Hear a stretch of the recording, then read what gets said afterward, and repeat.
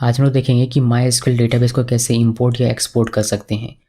दो तरीके बताऊंगा, एक PHP MyAdmin का यूज़ करके जो कि आप लोगों में से काफ़ी लोगों को पता होगा। दूसरा तरीका कमांड प्रॉम्प्ट के थ्रू।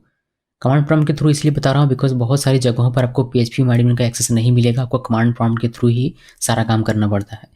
तो दोनों ही तरीके मैं आपको दिखाऊंगा। पहले देखते हैं PHP MyAdmin के द्वारा कैसे इसको किया जाता है, यानी कि डेटाबेस को इंपोर्ट करना हो या फिर एक्सपोर्ट करना हो कैसे करते हैं। पहले इंपोर्ट करना देखिए। इंपोर्ट करने के लिए मैंने एक डेटाबेस चूज़ किया हुआ, ये OSMS_DB और ये SQL फाइल है। आप इसको राइट क्लिक करके प्रॉपर्टीज़ में चेक कर सकते हैं, आपको ये .SQL फाइल दिखाई देगा। सो ये वाली जो हमारे SQL की फाइल है, इसको मुझे इंपोर्ट करना है अपने डेटाबेस में। जब भी हम लॉगिन करके हम लोग देखेंगे उस पर तो कैसे करेंगे वही देखिए। तो हम लोग पहले लॉगिन करते हैं यूज़र के साथ। यूज़र नेम कोई भी आप रख सकते हैं, जैसे आपने सेटअप किया होगा, इसको कॉन्फ़िगर किया होगा तो आपके पास यूज़र नेम और पासवर्ड होगा पहले से ही कॉन्फ़िगर आपने किया होगा। तो मेरे पास कुमार है, रूट से भी मैं कर सकता हूँ बिकॉज मेरे पास रूट भी है, कुमार भी है।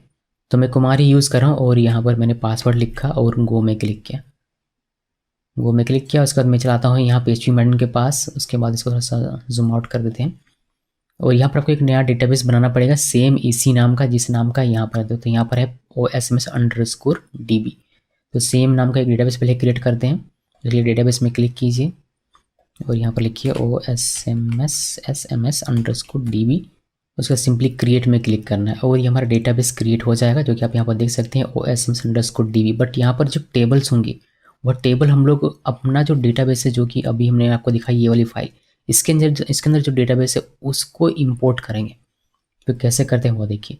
यहाँ हम लोग PHP MyAdmin का यूज़ कर रहे हैं। यहाँ पर आपको इंपोर्ट का ऑप्शन मिलेगा, यहाँ पर क्लिक कीजिए, उसका चूज़ फाइल यहाँ पर क्लिक करना है। उसके बाद ये जो फाइल हमारा डेस्कटॉप पे है, तो डेस्कटॉप पे या न्यू फोल्डर के अंदर में ये वाली फाइल, इसको ओपन पे सेलेक्ट करके ओपन में क्लिक करना है। उसके बाकी सारी चीज़ें एज इट इज़ रहने देनी है और सिंपली यहाँ गो में क्लिक कीजिए। और थोड़ा सा समय लगेगा, जितना डिपेंड करता है कि कितना आपका टेबल है, कितना आपका डेटा है, उस पर डिपेंड करेगा। और ये सारा आपका इंपोर्ट जैसे आप लोग यहाँ पर देख सकते हैं। तो कुछ वार्निंग्स है बट वार्निंग्स को आप इग्नोर कीजिए। लेकिन हमारा ये हो चुका है। अभी हम लोग सिंपली अगर यहाँ पर जाएं तो यहाँ पर आपको सारे टेबल्स दिख जाएंगे। तो ये हो गई इंपोर्ट करने की बात कि हमने इंपोर्ट कर लिया। अभी इंपोर्ट जो हमने किया उसको मैं डिलीट कर देता हूँ बिकॉज इंपोर्ट तो हो गया। आपको समझ में आ गया कि कैसे इंपोर्ट करना होता है। इसको मैं डिलीट करता हूँ बिकॉज इसका कोई काम नहीं है। तो मैं यहाँ पर आता हूँ डेटाबेसेस में और OSMS_DB इसको मैं डिलीट करता हूँ, यहाँ से ड्रॉप कर देते हैं। यहाँ इंपोर्ट की बात खत्म हो गई। PHP MyAdmin का यूज़ करके कैसे इंपोर्ट करना है हमने देख लिया। अभी एक्सपोर्ट कैसे करना है वो देखिए। जैसे कि मुझे एक्सपोर्ट करना है ये DPS जो आप देख रहे हैं डेटाबेस हुआ, तो मैंने इसमें क्लिक किया। इसमें सिर्फ एक ही टेबल है जिसपे ये दो डेटा रखा हुआ है, सुहानी और राहुल का। तो वापस आइए उस डेटाबेस पे। यहाँ डेटाबेस के अंदर है, यहाँ पर देख सकते हैं आप। मैं आपको फिर से दिखा देता हूँ एक बार। यहाँ होम में आते हैं डेटाबेसेस में। उसके बाद जो भी डेटाबेस आपको एक्सपोर्ट करना है उस डेटाबेस को सिलेक्ट करना है। जैसे DPS के अंदर DPS, उसके बाद यहाँ एक्सपोर्ट का आपको ऑप्शन मिलता है। उसके बाद इसमें कुछ भी नहीं करना, आपको सिंपली गो में क्लिक करना है और ये आपका एक्सपोर्ट हो जाएगा। देखिए मेरा एक्सपोर्ट हो गया यहाँ पर DPS.SQL के नाम से। फिर इसको राइट क्लिक करके आप शो इन फोल्डर करके इसका पाथ जान सकते हैं कि कहाँ पर ये हुआ है, अगर आपको जानना हो तो। इस तरीके से मेरा एक्सपोर्ट हो गया। तो हमने PHP MyAdmin का यूज़ करके देख लिया कि कैसे इंपोर्ट कर सकते हैं और कैसे एक्सपोर्ट कर सकते हैं, ये हमने देख लिया। अभी ये जो फाइल है, ये जो कि रिमोट सर्वर पे हम लोग रन कर रहे हैं, ये वाली फाइल, तो हो सकता है कि जो आपने एक्सपोर्ट किया ये बाद में आपको कॉपी पेस्ट करना पड़े अपने लोकल मशीन से रिमोट सर्वर पर। तो वो मैंने ऑलरेडी बताया हुआ है कि कैसे कोई भी फाइल जिप बनाकर आप अपने लोकल मशीन से अपने लिनक्स सर्वर पर पेस्ट कर सकते हैं। तो उसको आप फॉलो करेंगे, उसमें कोई इशू आपको नहीं होना चाहिए, ऐसा मैं समझता हूँ। यहाँ से लॉग आउट कर जाता हूँ बिकॉज यहाँ पर हमारा काम समाप्त हो जाता है। तो मैं यहाँ पर करता हूँ लॉग आउट। ये लॉग आउट का बटन यहाँ पर आपको दिखाई देगा, इस होम के जस्ट बगल में यहाँ लॉग आउट का है।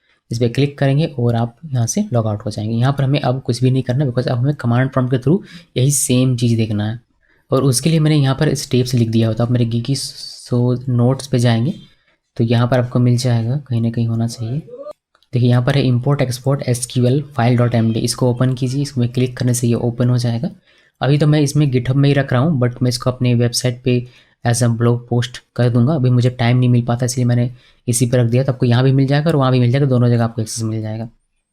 बट गिटहब का क्या ही भरोसा, आपको पता है कि गिटहब ये काफ़ी सारे सर्विसेज सीरिया में और ईरान में बंद हैं, तो क्या ही पता कि हमारे यहाँ भी ऐसा कुछ गड़बड़ हो जाए।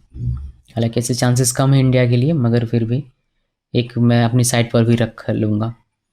तो हम लोग how to import my database और एसक्यूएल फाइल, ये हम लोग देखेंगे इम्पोर्ट कैसे करना है यहाँ पर, फिर एक्सपोर्ट कैसे करना है यहाँ पर आपको देखना है। पहले इंपोर्ट का देख लेते हैं, फिर एक्सपोर्ट का मैं आपको बताता हूँ। इंपोर्ट कैसे करना है वो देखिए, पहले आपको अपने MySQL पे लॉगिन करना पड़ेगा। उसके लिए हमें जाना पड़ेगा पहले अपने रिमोट सर्वर पे, लेकिन उससे भी पहले आपको एक काम करना है कि आप जिसको भी इंपोर्ट करना चाहते हैं वह SQL फाइल आपके रिमोट सर्वर पे होना चाहिए। तो उसका हमें कॉपी पेस्ट करना पड़ेगा। तो कॉपी पेस्ट करने का मैंने यहाँ पर ऑलरेडी आपको बताया था कि कैसे कॉपी करते हैं। देखिए यहाँ पर कहीं एक फाइल होगा जो कि ये रहा, कॉपी फाइल विनलिन, ये वाला। तो कैसे कॉपी करना है from Windows machine to Linux remote server, जैसे कि ये जो हमारी फाइल है ये जिसको मुझे इंपोर्ट करना है, ये मेरा अभी विंडोज़ मशीन पर है, लोकल मशीन है, बट ये इसको मुझे लेके जाना पड़ेगा अपने रिमोट सर्वर पे। तो कैसे लेकर जाते हैं, बिकॉज मैं आपको रिमोट सर्वर पर कैसे इंपोर्ट एक्सपोर्ट करते हैं वही दिखा रहा हूँ यहाँ पर।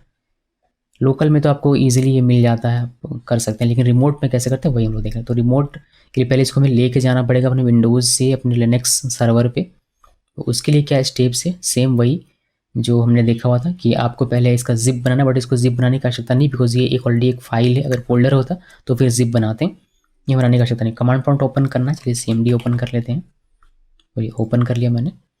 उसके बाद ये कहता है कि आपको अपने जिप फाइल या फिर हमारे पास SQL फाइल है, कोई बात नहीं, जिप हो या फिर SQL है, फिर कोई टेक्स्ट फाइल हो, फोल्डर होता है तो हम लोग उसका जिप बनाते हैं, बिकॉज बहुत सारी चीज़ें एक साथ ले जानी पड़ती है। बट कोई एक स्पेसिफिक फाइल है तो इसको जिप बनाने की आवश्यकता नहीं है। तो इसको हम लोग SCP का यूज़ करेंगे। इसको मैंने कॉपी किया, इसको मैं लेकर जाऊँगा यहाँ पर इस पाथ पे, देख सकते हैं var www पे। मैं क्या करता हूँ, एक फोल्डर यहाँ पर बना लेता हूँ। तो दो टर्मिनल पे काम करते हैं। एक तो मैं लॉगिन कर लेता हूँ पहले अपने रिमोट सर्वर पे, दो पे काम करना पड़ेगा। तो यहाँ पर मैंने इसको इंटरप्रेस किया। अभी मुझे ये पासवर्ड मांगेगा, पासवर्ड मैंने होपफुली सही दिया हो, चलिए सही दिया। और इसमें देखिए CD और var www, अगर इसके अंदर जाते हैं तो आपको दिखेगा यहाँ पर कि यहाँ पर एक इस तरीके से फोल्डर है, बट यहाँ पर मुझे नहीं करना, मुझे www के अंदर भी नहीं करना है।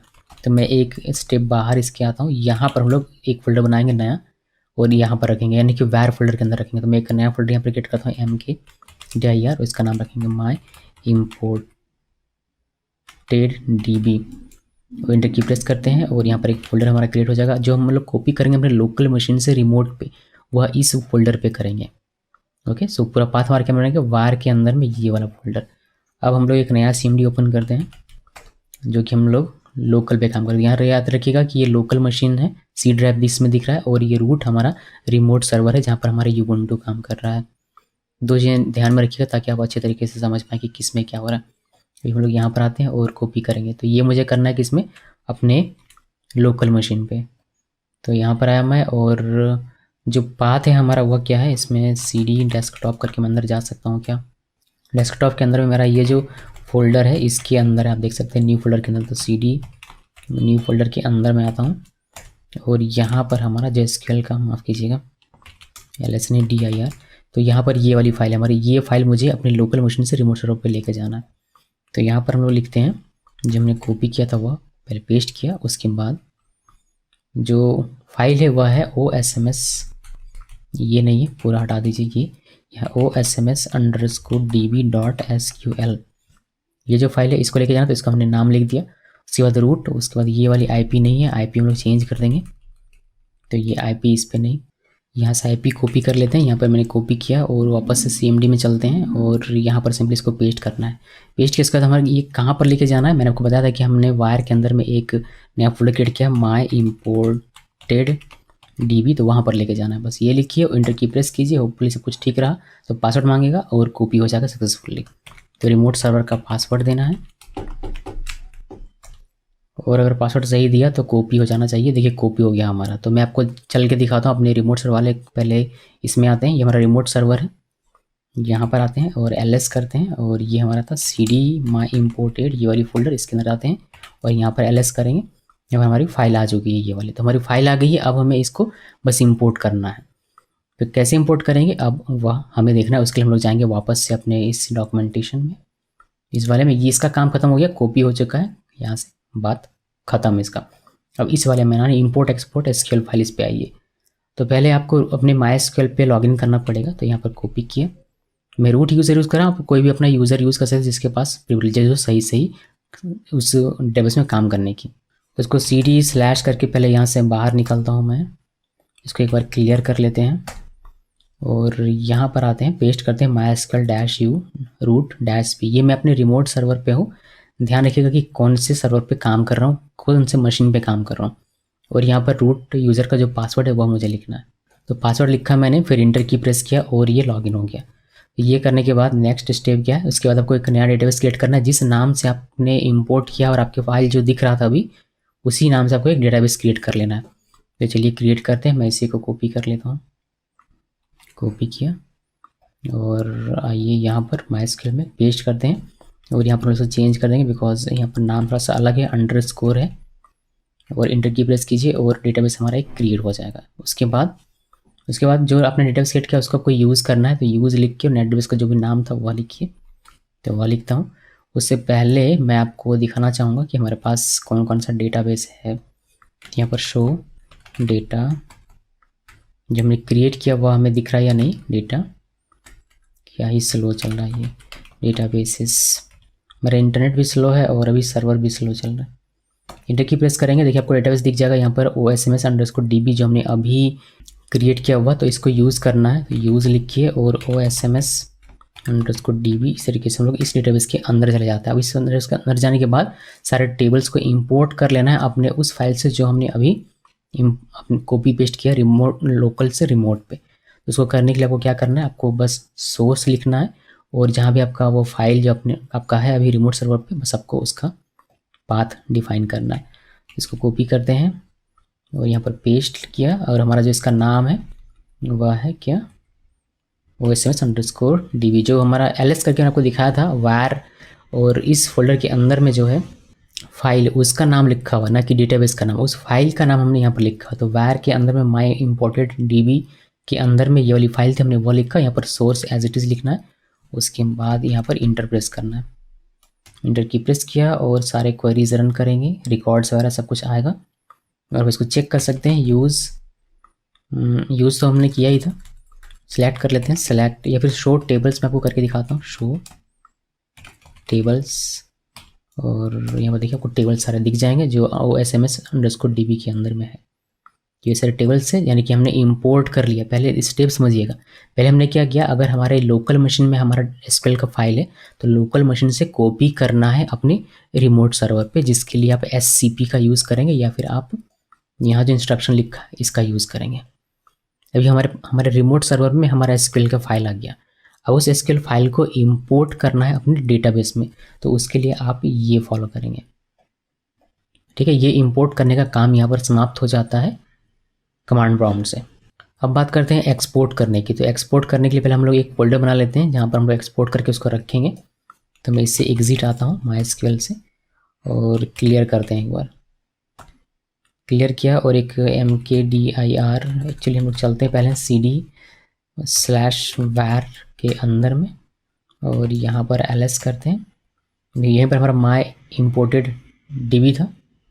अब यहीं पर मैं एक और फोल्डर बनाता हूँ mkdir my exported db और इंटर की प्रेस करते हैं और ये फोल्डर आपको यहाँ पर दिख जाएगा जिसके अंदर अभी कुछ भी नहीं है। आपका cd my exported इसके अंदर जाएंगे और ls करेंगे तो कोई भी फाइल आपको दिखेगा नहीं। यहाँ पर एक्सपोर्ट करके हम लोग अपना फाइल रखेंगे।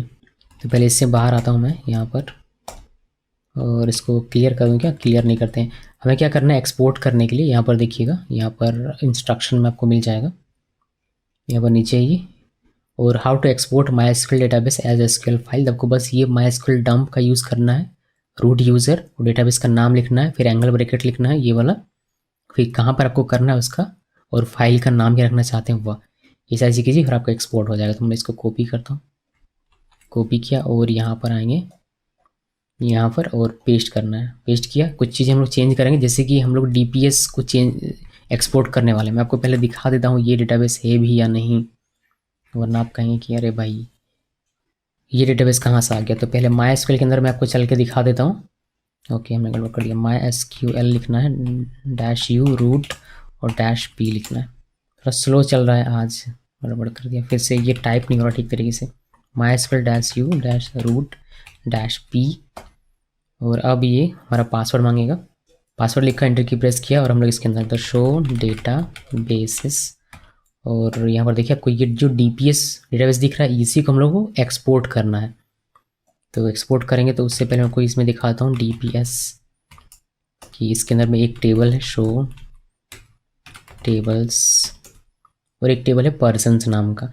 तो हम लोग जब इसको एक्सपोर्ट करेंगे तो एक्सपोर्ट करके लेके जाएंगे तो हमारा ये डेटाबेस जाएगा, मतलब ये सारे टेबल्स के अंदर जो भी टेबल होंगे वो सारे के सारे टेबल्स जाएंगे। तो अभी इससे पहले एग्जिट कीजिए, ये बस दिखाने के लिए था, मैंने आपको दिखा दिया। हम लोग इसको क्लियर कर लेते हैं, बहुत नीचे आ गया। अब हम लोग अपने एक्सपोर्ट का काम शुरू करेंगे। तो यहाँ पर आपको ये वाली चीज़ें फॉलो करनी है।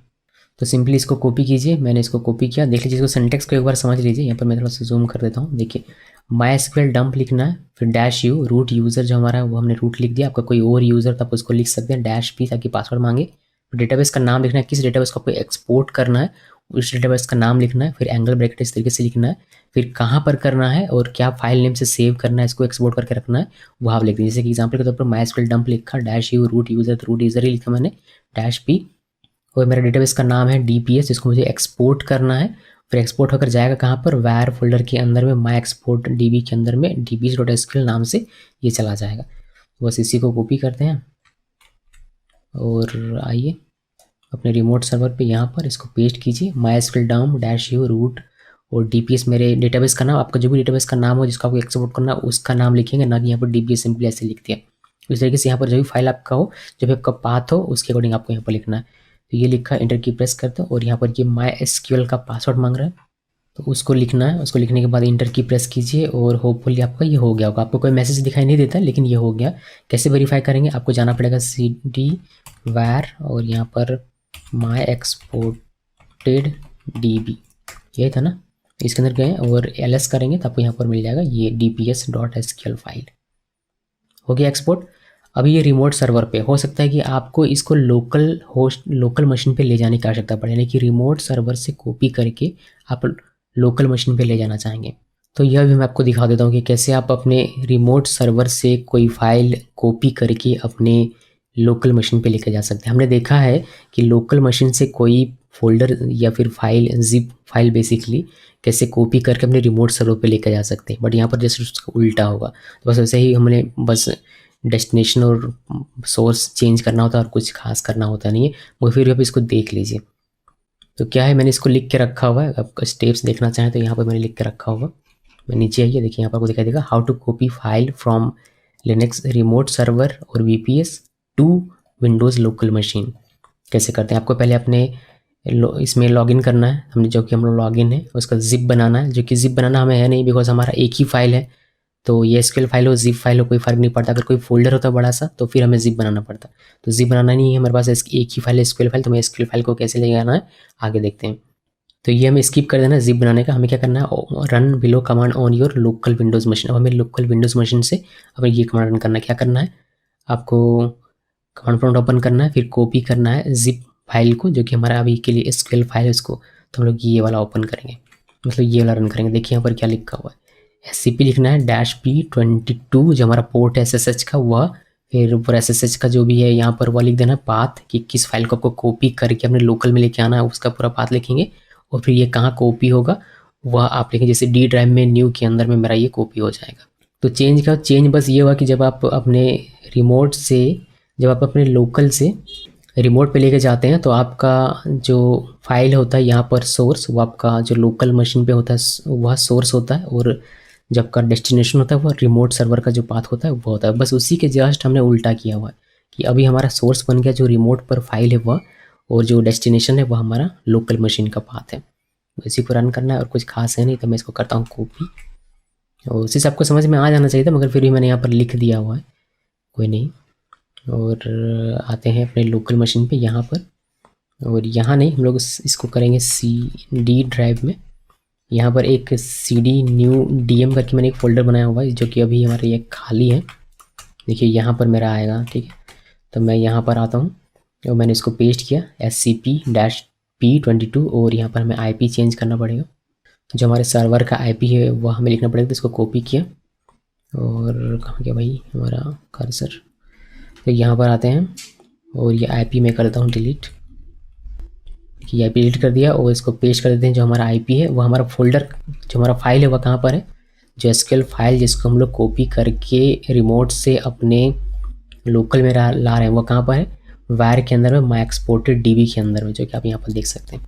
तो बस उसको यहाँ पर मेंशन करना पड़ेगा। तो वायर www के अंदर में नहीं है, बजाय इसके ये माई एक्सपोर्टेड डीबी के अंदर में, और इसका जो नाम है वो जिप फाइल के साथ कोई नाम नहीं है, इसका नाम है dps.sql ये लिखा। उसके बाद ये डी ड्राइव के अंदर न्यू डीएम इस जगह पर जाएगा, हमारा पेस्ट हो जाएगा। तो ये हमारा सोर्स पाथ हो गया यहाँ से यहाँ तक का, जो कि रिमोट सर्वर का पाथ है एक्चुअली में, और ये हमारा लोकल मशीन का पाथ हो गया जहाँ पर ये कॉपी होकर पेस्ट होने वाला है। चूँकि हम लोग रिमोट सर्वर का काम करें तो ये हमें पासवर्ड ही मांगेगा रिमोट सर्वर का, जाहिर सी बात है। इंटर की प्रेस किया और ये पासवर्ड होपफुली मांगना चाहिए। देखिए पासवर्ड मांग रहा है, उसमें पासवर्ड देते हैं और इंटर की प्रेस कीजिए और सब कुछ बढ़िया रहा तो हमारा ये कॉपी हो जाएगा। देखिए कॉपी हो गया। आप चाहें तो यहाँ पर वेरीफाई कर सकते हैं, DAR कीजिए और देखिए हमारा ये फाइल हमारे विंडोज़ मशीन पे आ चुका है। आप यहाँ पर एक मैं आपको मैनुअली भी दिखा देता हूँ। देखिए हमारा डी ड्राइव है न्यू डीएम और यहाँ पर ये हमारा फाइल आ चुका है। तो इस तरीके से रिमोट सर्वर का कोई भी फाइल आप अपने लोकल मशीन पे कॉपी करवा सकते हैं अगर आपको आवश्यकता पड़ती है तो, जो कि इस केस में आपको पड़ सकती है बिकॉज ये MySQL का फाइल है और आप एक्सपोर्ट करके फिर इसको कॉपी करके अपने लोकल मशीन में लाएंगे, फिर यहाँ पर डेवलपमेंट का काम करेंगे, फिर यहाँ से लेके वहाँ जाएंगे। तो ये कॉमन टास्क होता है जो आपको करना पड़ता है, तो इसको ध्यान में रखिए और सीखते जाइए धीरे धीरे। इसको मैं एग्ज़िट कर देता हूँ और ये जो मैंने लिखा हुआ है स्टेप्स आपको यहाँ पर मिल जाएगा। ये जो स्टेप आप देख रहे हैं ये बस मैं जूम आउट कर देता हूँ, ये उसी फाइल पर है, कॉपी फाइल winlin.md, जिसमें हमने देखा था कि कैसे विंडोज़ से लिनक्स पे करते हैं, और इसी के नीचे मैंने इसमें लिख दिया हुआ है रिमोट से मतलब लिनक्स से कैसे विंडोज़ पे करें, यानी कि जस्ट उसका उल्टा। तो बस यही है और कुछ इसमें है नहीं। इस वीडियो को देखने के लिए आप सबका बहुत बहुत धन्यवाद।